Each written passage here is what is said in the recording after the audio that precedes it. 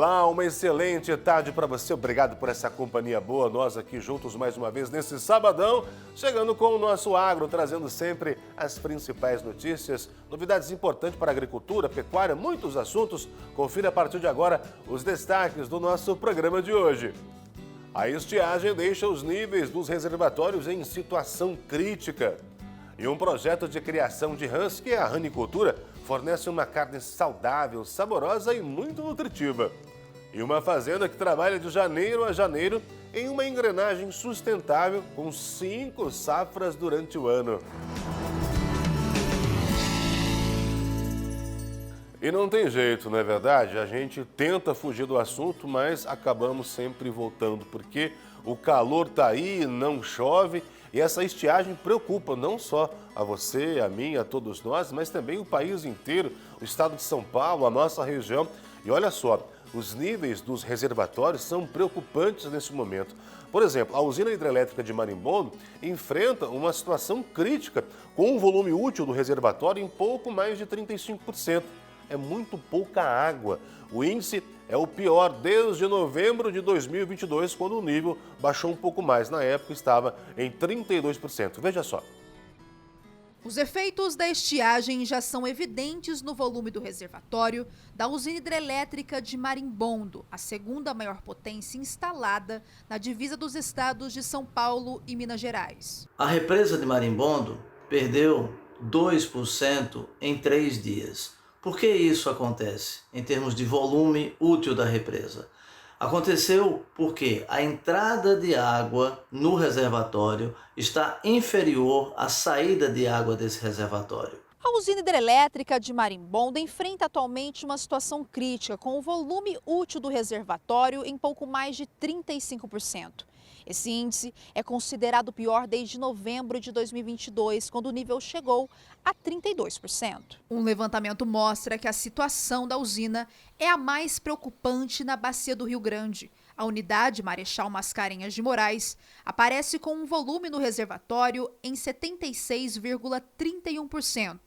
A Água Vermelha com 38,57% e Furnas com 38,94%. Se continuarmos com essa tendência, infelizmente, talvez haja uma diminuição ainda maior do percentual do volume útil desse reservatório. Uma realidade que tem sido observada por Luiz nos últimos anos. Ele afirma que a margem do rio já recuou cerca de 200 metros. Esses barcos estavam para cima, nós tiramos, né? Hoje tirou e já está na parte seca de novo. Então todo dia está recuando aí 5 metros de barranco, 4 metros. Todo dia tem que ficar puxando eles para baixo. Nós estamos em um dos braços do Rio Grande, localizado então aqui no município de Cem. Aqui na região, para vocês terem uma noção, não chove há pelo menos 5 meses. Nesse momento a gente se aproxima em uma área onde é possível ver que a seca já tomou conta praticamente.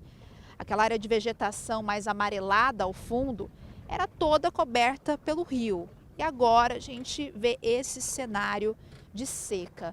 Vários galhos. Edmilson China mostra pra gente também, ó, muita terra já aqui nesta margem. Uma área que antes de toda essa situação dessa escassez era tomada pelo rio. Seu Luiz sente os prejuízos nos negócios que são voltados ao turismo, no restaurante e no aluguel de barcos. O turista diminui de 20% a 30%, né? Diminui porque é barro, né? Poeira, essa fumaça, né? Então o pessoal diminui, dá uma diferença boa. A redução do nível do rio e, consequentemente, dos reservatórios acende o alerta devido aos riscos que a longa estiagem ainda pode trazer. No estado de São Paulo, a preocupação maior também é porque você tem essa questão das queimadas. Isso está agravando sobremaneira a nossa questão atmosférica, a nossa temperatura e, correlacionado a isso, também poderá haver uma diminuição dessas chuvas. Chovendo melhora tudo, para todo mundo. Enquanto essa chuva tão aguardada não chega, a gente aproveita aqui para conferir como ficou na semana a cotação do leite e também de outros produtos agrícolas. Veja só. O preço médio do litro de leite pago ao produtor foi de R$ 2,75. A saca de 60 quilos de café arábica sai por R$ 1.469,65. A saca de 50 quilos de arroz em casca sai por R$ 119,88. E a saca de 60 quilos de milho está cotada em R$ 65,52. Já a saca de 60 quilos de soja está cotada em R$ 140,63. Você vai adorar essa reportagem porque agora nós vamos falar sobre a criação de rãs. Não conhece? Nunca provou? Então presta atenção. Lá em Uberlândia, exatamente, numa das fazendas da Universidade Federal de Uberlândia, um projeto implantado lá atrás, há 36 anos, quase 4 décadas, com a proposta de fornecer uma carne saudável, saborosa, mais nutritiva. E olha, vou te perguntar, você já experimentou? Ainda não? Então presta atenção, nós preparamos uma matéria bem detalhada sobre a ranicultura, desde a produção até o consumo. Uma carne diferente do que a maioria das pessoas está acostumada. Lembra de uma ave como frango ou de peixe. Alimento exótico que atende paladares refinados e ousados. A carne de rã, macia, saborosa e saudável. Jailza, conta pra mim, você já provou rã? Não, Nunca provou? não. Mas tem vontade. Tenho vontade, curiosidade. O gosto é muito bom, parece frango. Parece frango? Mas qual que é a diferença? É a textura, é o tempero? Não, acho que é um pouquinho da textura, mas pouca coisa. Basicamente é um frango a passarinho. A rã, naturalmente, ela é uma carne, né, que tem características bastante apreciáveis para a população que hoje busca, né, uma alimentação mais saudável. Então ela tem um teor de proteína alto, com perfil de aminoácidos muito bom e com um baixo teor de gordura. Para conhecer um pouco a criação de rãs, viemos à Fazenda Experimental do Glória, da Universidade Federal de Uberlândia, que fica às margens da BR-050, no perímetro urbano da cidade. O projeto desenvolvido aqui é referência nacional na ranicultura desde 1988. O setor de ranicultura aqui ele foi pioneiro, não só no Brasil quanto no mundo. Assim que as primeiras rãs foram trazidas para o Brasil, os primeiros sistemas de produção foram desenvolvidos em unidades de pesquisa como essa. Então, a Universidade Federal de Uberlândia foi uma das primeiras a desenvolver os sistemas de produção de forma intensiva da criação de rã em cativeiro. A criação da rã é dividida em 4 etapas: reprodução, o girinário, estufa e área de engorda. Eu tenho aqui na minha mão um girino. Ele é um animal totalmente aquático, então a criação dele funciona de forma inundada. Daqui a pouco, ele, que já é um girino mais velho, vai começar o processo de metamorfose. Então essa cauda vai se transformar nos braços e perninhas, que vão dar origem à rã que a gente conhece. Nessa fase é um animal estritamente aquático, né? Então ele respira com oxigênio dissolvido da água. A alimentação aqui é à base de ração, é uma ração de peixe, a gente não tem uma ração própria para a rã hoje. Então a gente trabalha com uma ração granulada para essa fase, que é uma ração bem pequena, que cabe na boca dele.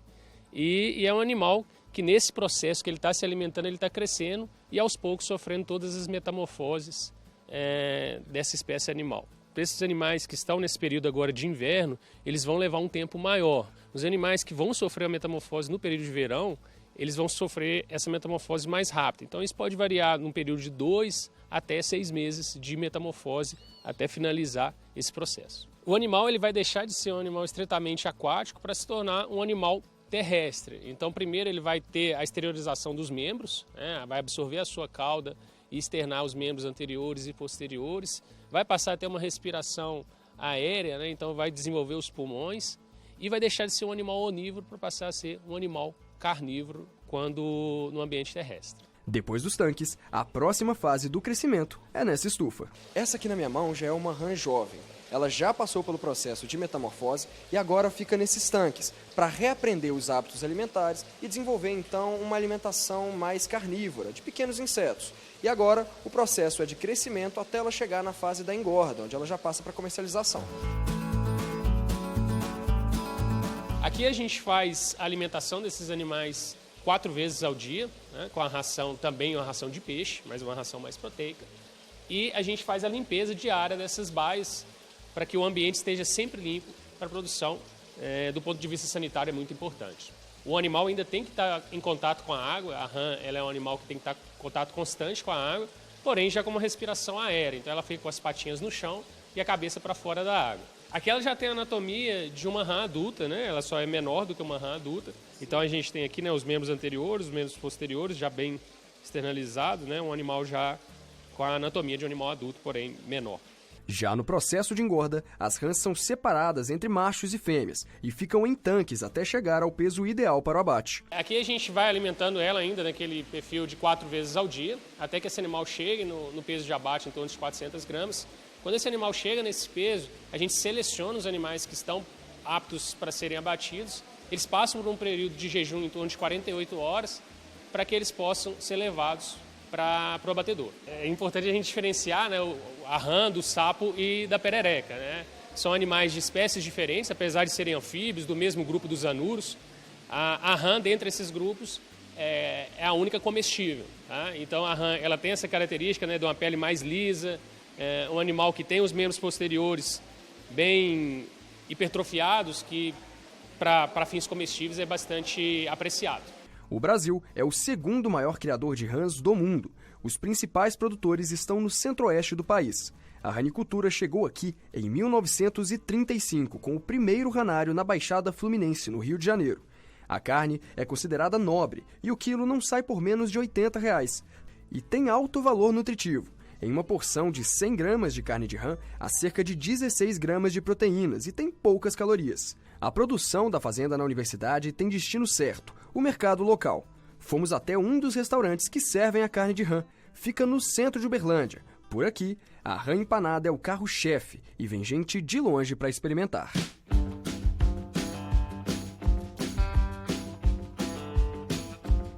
A rã foi uma ideia do Betão, a partir do concurso que teve local, no ano de 2016.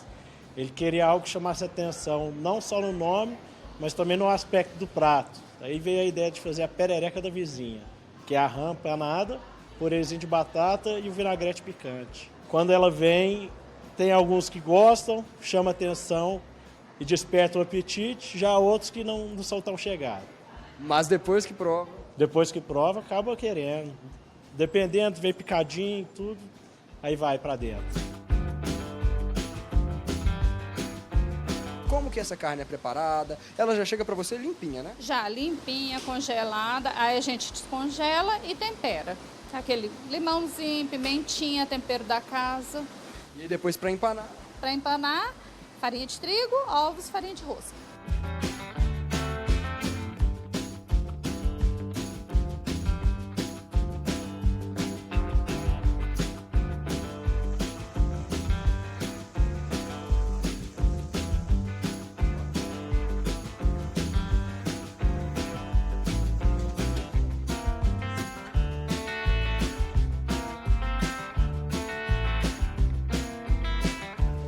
Coisa boa, maravilha.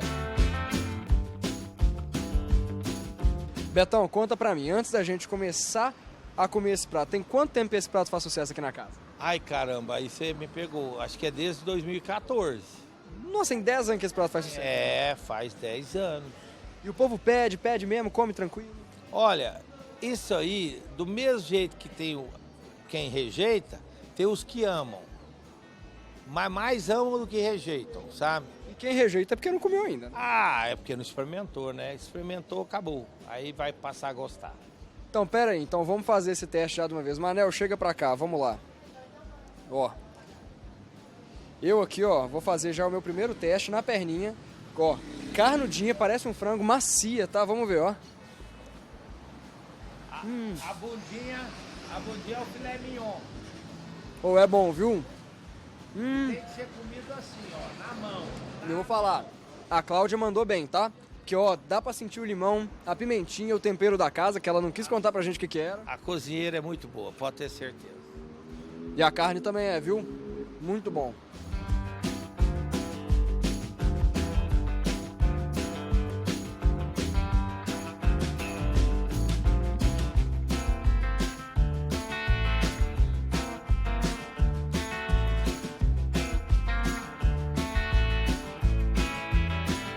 Gostou? Gostei, muito bom. Parece com o quê? Gosto de frango empanado. Mas macio? Macio. Você esperava? Não, eu achava que tinha gosto de peixe.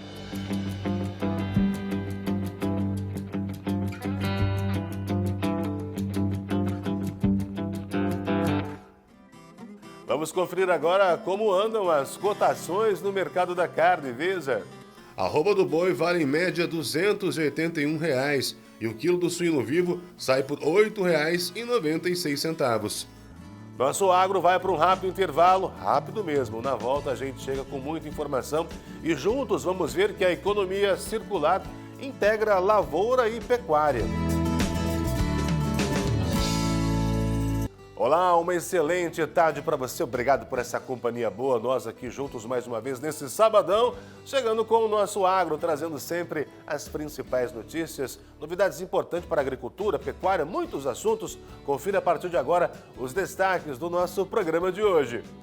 A estiagem deixa os níveis dos reservatórios em situação crítica. E um projeto de criação de rãs, que é a ranicultura, fornece uma carne saudável, saborosa e muito nutritiva. E uma fazenda que trabalha de janeiro a janeiro em uma engrenagem sustentável com 5 safras durante o ano. E não tem jeito, não é verdade? A gente tenta fugir do assunto, mas acabamos sempre voltando, porque o calor está aí, não chove. E essa estiagem preocupa não só a você, a mim, a todos nós, mas também o país inteiro, o estado de São Paulo, a nossa região. E olha só, os níveis dos reservatórios são preocupantes nesse momento. Por exemplo, a usina hidrelétrica de Marimbondo enfrenta uma situação crítica com um volume útil do reservatório em pouco mais de 35%. É muito pouca água. O índice é o pior desde novembro de 2022, quando o nível baixou um pouco mais. Na época estava em 32%. Veja só. Os efeitos da estiagem já são evidentes no volume do reservatório da usina hidrelétrica de Marimbondo, a segunda maior potência instalada na divisa dos estados de São Paulo e Minas Gerais. A represa de Marimbondo perdeu 2% em 3 dias. Por que isso acontece em termos de volume útil da represa? Aconteceu porque a entrada de água no reservatório está inferior à saída de água desse reservatório. A usina hidrelétrica de Marimbondo enfrenta atualmente uma situação crítica, com o volume útil do reservatório em pouco mais de 35%. Esse índice é considerado o pior desde novembro de 2022, quando o nível chegou a 32%. Um levantamento mostra que a situação da usina é a mais preocupante na bacia do Rio Grande. A unidade Marechal Mascarenhas de Moraes aparece com um volume no reservatório em 76,31%.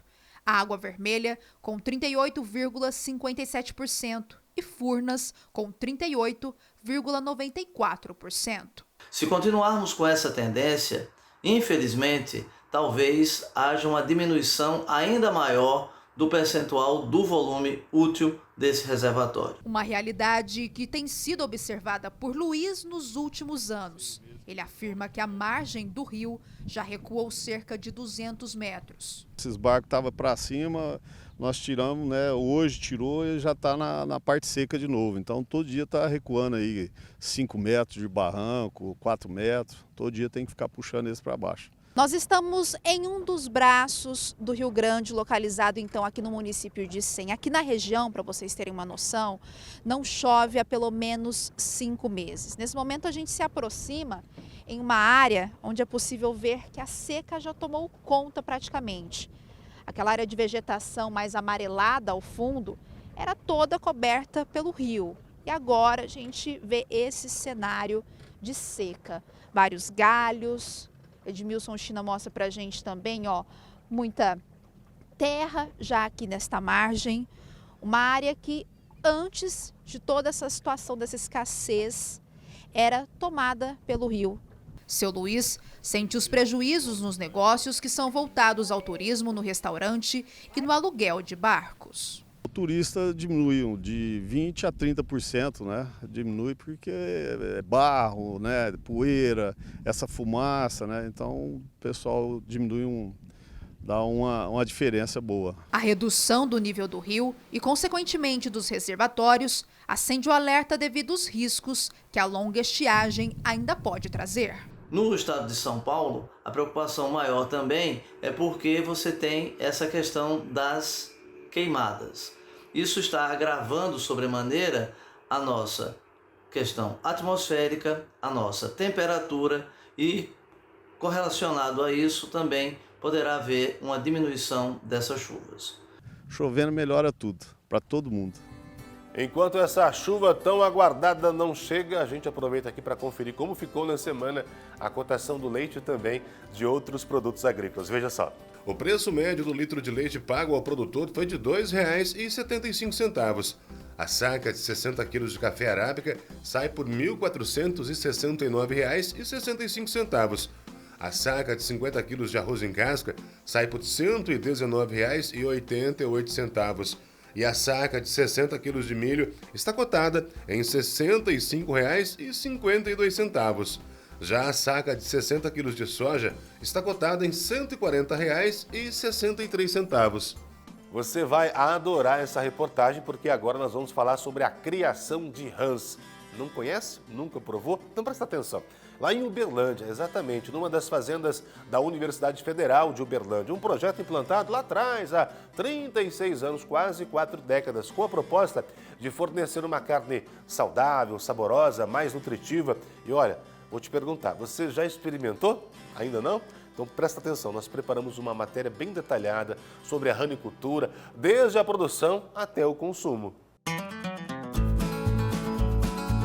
Uma carne diferente do que a maioria das pessoas está acostumada. Lembra de uma ave como frango ou de peixe. Alimento exótico que atende paladares refinados e ousados. A carne de rã, macia, saborosa e saudável. Jailza, conta pra mim, você já provou rã? Não, Nunca provou? não. Mas tem vontade. Tenho vontade, curiosidade. O gosto é muito bom, parece frango. Parece frango? Mas qual que é a diferença? É a textura, é o tempero? Não, acho que é um pouquinho da textura, mas pouca coisa. Basicamente é um frango a passarinho. A rã, naturalmente, ela é uma carne, né, que tem características bastante apreciáveis para a população que hoje busca, né, uma alimentação mais saudável. Então ela tem um teor de proteína alto, com perfil de aminoácidos muito bom e com um baixo teor de gordura. Para conhecer um pouco a criação de rãs, viemos à Fazenda Experimental do Glória, da Universidade Federal de Uberlândia, que fica às margens da BR-050, no perímetro urbano da cidade. O projeto desenvolvido aqui é referência nacional na ranicultura desde 1988. O setor de ranicultura aqui ele foi pioneiro, não só no Brasil quanto no mundo. Assim que as primeiras rãs foram trazidas para o Brasil, os primeiros sistemas de produção foram desenvolvidos em unidades de pesquisa como essa. Então, a Universidade Federal de Uberlândia foi uma das primeiras a desenvolver os sistemas de produção de forma intensiva da criação de rã em cativeiro. A criação da rã é dividida em 4 etapas: reprodução, o girinário, estufa e a área de engorda. Eu tenho aqui na minha mão um girino. Ele é um animal totalmente aquático, então a criação dele funciona de forma inundada. Daqui a pouco, ele, que já é um girino mais velho, vai começar o processo de metamorfose. Então essa cauda vai se transformar nos braços e perninhas, que vão dar origem à rã que a gente conhece. Nessa fase é um animal extremamente aquático, né? Então ele respira com oxigênio dissolvido da água. A alimentação aqui é à base de ração, é uma ração de peixe, a gente não tem uma ração própria para rã hoje. Então a gente trabalha com uma ração granulada para essa fase, que é uma ração bem pequena, que cabe na boca dele. E é um animal que nesse processo que ele está se alimentando, ele está crescendo e aos poucos sofrendo todas as metamorfoses dessa espécie animal. Para esses animais que estão nesse período agora de inverno, eles vão levar um tempo maior. Os animais que vão sofrer a metamorfose no período de verão, eles vão sofrer essa metamorfose mais rápido. Então isso pode variar num período de 2 até 6 meses de metamorfose até finalizar esse processo. O animal ele vai deixar de ser um animal estritamente aquático para se tornar um animal terrestre. Então primeiro ele vai ter a exteriorização dos membros, né? Vai absorver a sua cauda e externar os membros anteriores e posteriores, vai passar a ter uma respiração aérea, né? Então vai desenvolver os pulmões e vai deixar de ser um animal onívoro para passar a ser um animal carnívoro quando no ambiente terrestre. Depois dos tanques, a próxima fase do crescimento é nessa estufa. Essa aqui na minha mão já é uma rã jovem. ela já passou pelo processo de metamorfose e agora fica nesses tanques para reaprender os hábitos alimentares e desenvolver então uma alimentação mais carnívora, de pequenos insetos. E agora o processo é de crescimento até ela chegar na fase da engorda, onde ela já passa para comercialização. Aqui a gente faz a alimentação desses animais 4 vezes ao dia, né, com a ração também uma ração de peixe, mas uma ração mais proteica. E a gente faz a limpeza diária dessas baias para que o ambiente esteja sempre limpo para a produção. Do ponto de vista sanitário é muito importante. O animal ainda tem que estar em contato com a água, a rã ela é um animal que tem que estar em contato constante com a água, porém já com uma respiração aérea, então ela fica com as patinhas no chão e a cabeça para fora da água. Aqui ela já tem a anatomia de uma rã adulta, né? Ela só é menor do que uma rã adulta. Então a gente tem aqui, né, os membros anteriores, os membros posteriores já bem externalizados, né? Um animal já com a anatomia de um animal adulto, porém menor. Já no processo de engorda, as rãs são separadas entre machos e fêmeas e ficam em tanques até chegar ao peso ideal para o abate. Aqui a gente vai alimentando ela ainda naquele perfil de 4 vezes ao dia, até que esse animal chegue no peso de abate em torno de 400 gramas. Quando esse animal chega nesse peso, a gente seleciona os animais que estão aptos para serem abatidos. Eles passam por um período de jejum em torno de 48 horas para que eles possam ser levados para o abatedor. É importante a gente diferenciar, né, a rã do sapo e da perereca, né? São animais de espécies diferentes, apesar de serem anfíbios, do mesmo grupo dos anuros. A rã, dentre esses grupos, é a única comestível. Tá? Então a rã ela tem essa característica, né, de uma pele mais lisa, um animal que tem os membros posteriores bem hipertrofiados, que para fins comestíveis é bastante apreciado. O Brasil é o segundo maior criador de rãs do mundo. Os principais produtores estão no centro-oeste do país. A ranicultura chegou aqui em 1935, com o primeiro ranário na Baixada Fluminense, no Rio de Janeiro. A carne é considerada nobre e o quilo não sai por menos de R$ 80. E tem alto valor nutritivo. Em uma porção de 100 gramas de carne de rã, há cerca de 16 gramas de proteínas e tem poucas calorias. A produção da fazenda na universidade tem destino certo, o mercado local. Fomos até um dos restaurantes que servem a carne de rã. Fica no centro de Uberlândia. Por aqui, a rã empanada é o carro-chefe e vem gente de longe para experimentar.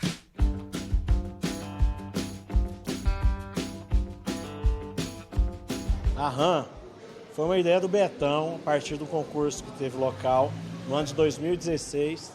Ele queria algo que chamasse atenção, não só no nome, mas também no aspecto do prato. Aí veio a ideia de fazer a perereca da vizinha, que é a rã empanada, purezinho de batata e o vinagrete picante. Quando ela vem, tem alguns que gostam, chama atenção e desperta o apetite, já outros que não são tão chegados. Mas depois que prova? Depois que prova, acaba querendo. Dependendo, vem picadinho e tudo, aí vai pra dentro. Como que essa carne é preparada? Ela já chega para você limpinha, né? Já limpinha, congelada, aí a gente descongela e tempera. Aquele limãozinho, pimentinha, tempero da casa. E depois para empanar? Para empanar, farinha de trigo, ovos, farinha de rosca.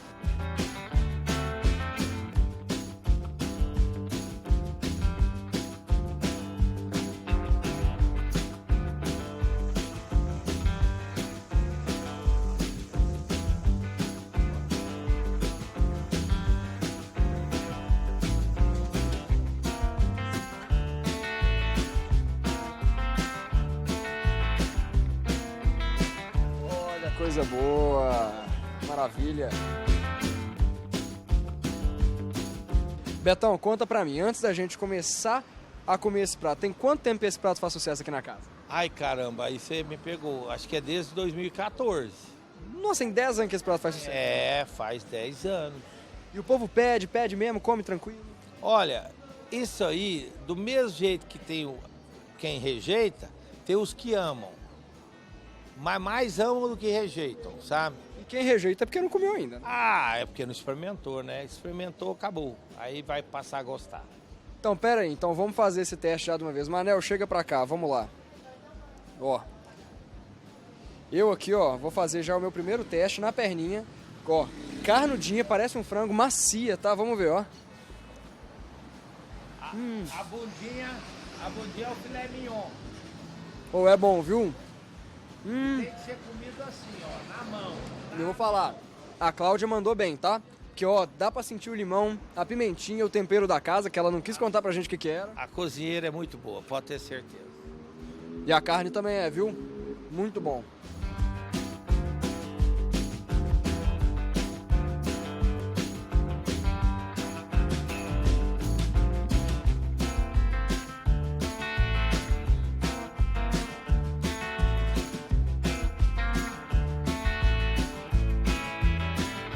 Gostou? Gostei, muito bom. Parece com o quê? Gosto de frango empanado. Mas macio. Macio. Você esperava? Não, eu achava que tinha gosto de peixe.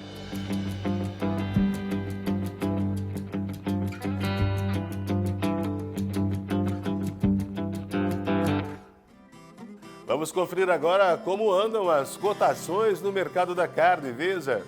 A arroba do boi vale em média R$ 281 e o quilo do suíno vivo sai por R$ 8,96.